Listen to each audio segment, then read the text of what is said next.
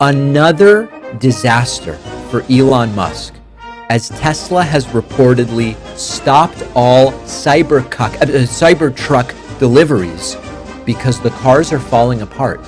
That's progressive podcaster David Pakman, accidentally getting it so right by labeling Tesla's rolling monstrosities Cybercucks. Meanwhile, I'm Lil Demmie, joined as usual by Uncle Sam.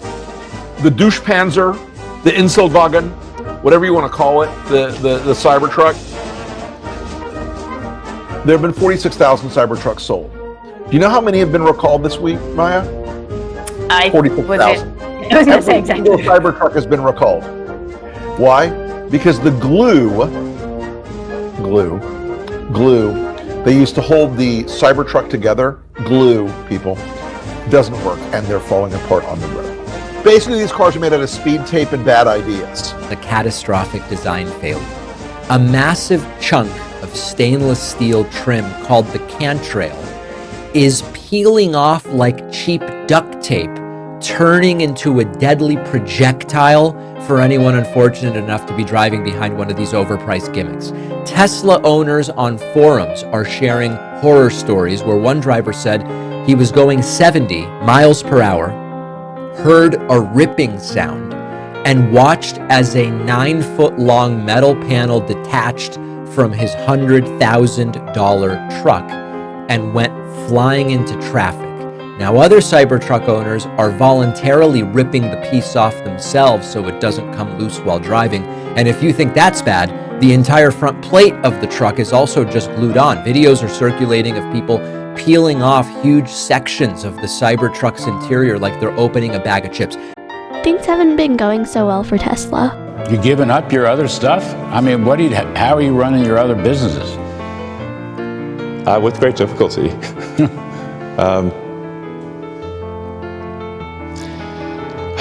Yeah, I mean... But there's no turning back, you're saying? I'm just here trying to make government more efficient, eliminate waste and fraud, and so far we're making good progress, actually. So our savings at this point exceed $4 billion a day. The Cybertruck is a flop. They've already started to scale back production. There's a massive recall. And the market has been taking him to the shed and beating the shit out of his stock price for months now, a month and a half since Trump took over. It peaked right around the early part of December, I guess. And I don't know, maybe it's that Roman salute, or maybe it's trying to end Granny's Social Security, or maybe it's randomly firing, I don't know, veteran suicide counselors and air traffic controllers and doctors and researchers. Democrats, we should be boycotting Teslas. Like, don't buy a Tesla. Elon Musk's a terrible person. Why would we put money in his pocket? He has told at least half of America that he hates them. Like, he really, really hates them and believes they need to be subjugated. The bureaucracy is overwhelmingly Democrat. So Washington, D.C. was 92.5%, I believe, voted for Kamala. And what's really weird is that half of America also happens to be the half that is most predisposed to buying electric vehicles. Wrote the president, the radical left lunatics, as they often do, are trying to illegally and collusively boycott Tesla, one of the world's great automakers and Elon's baby, in order to attack and do harm to Elon and everything he stands for. Radical left lunatic here, and I would just like to point out that if it was Elon's baby, he wouldn't want anything to do with it. Also, choosing not to buy stuff is perfectly legal. I've never tried it personally, but it doesn't seem like something I'd enjoy. But I do know it is allowed. There's a poll in Germany. It was like 94% of Germans said that they are not interested in buying a Tesla. They're so hostile to his brand now. So, the biggest European market gone. Its market share of the total EV market in the US keeps going down. Still not as big of a plunge as Teslas have taken in the resale market. I got fucking killed. Mr. Regular from Regular Car Reviews likes to say, depreciation reveals all. And when you look at the depreciation numbers on Teslas right now, holy shit. You go to cars.com or any of the used car marketplaces and search for EVs, and it's just Tesla, Tesla, Tesla, Tesla, Tesla. Everybody is getting rid of them. This is a real thing that you see happening. And as a result, the prices on the secondary market, which are absolutely the truest indicator of where a brand is, are in the toilet. So ever since Trump took office, protesters across the world have been disrupting business at Tesla dealerships to show their contempt for Trump and Elon's fascist policies. Last Saturday, several hundred non-violent protesters showed up at a Tesla showroom in Manhattan, with 6 getting arrested after entering the building. The Tesla staff suspected something might be afoot when they noticed a woman inside the showroom. And protests of Tesla started popping up in Philadelphia, Chicago, the Bay Area, Florida, Waikiki, New Zealand, and even France, where an angry Frenchman set a bunch of Teslas on fire. Tonight, the FBI and ATF now investigating multiple cases of possible arson targeting Teslas and Cybertrucks. We blurred out the swastika on this white Tesla. This dramatic video shows multiple cars in flames. Police say the attacker used Molotov cocktails.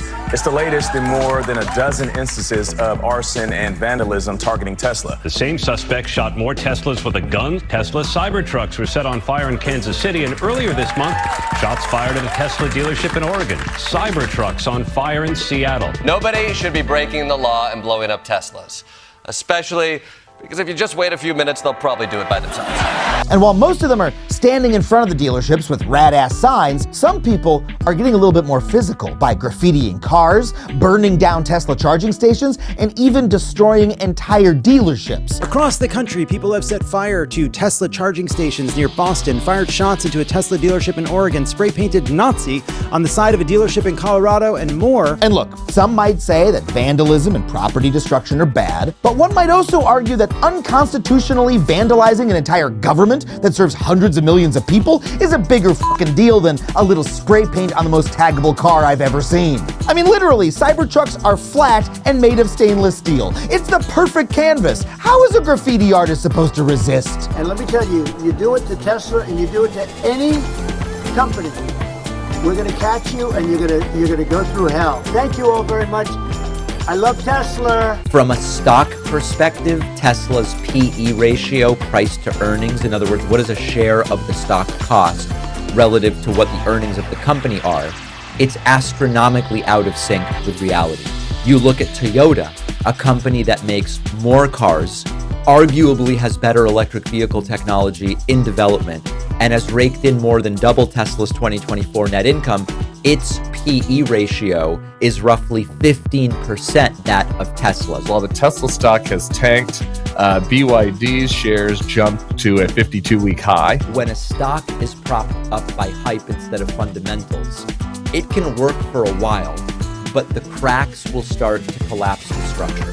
Since December 17th, Tesla has lost half of its value. And Tesla isn't just struggling in America, its European sales are almost non-existent. 52-week high is 488, and it's at more than half, 228 now. Huge liabilities.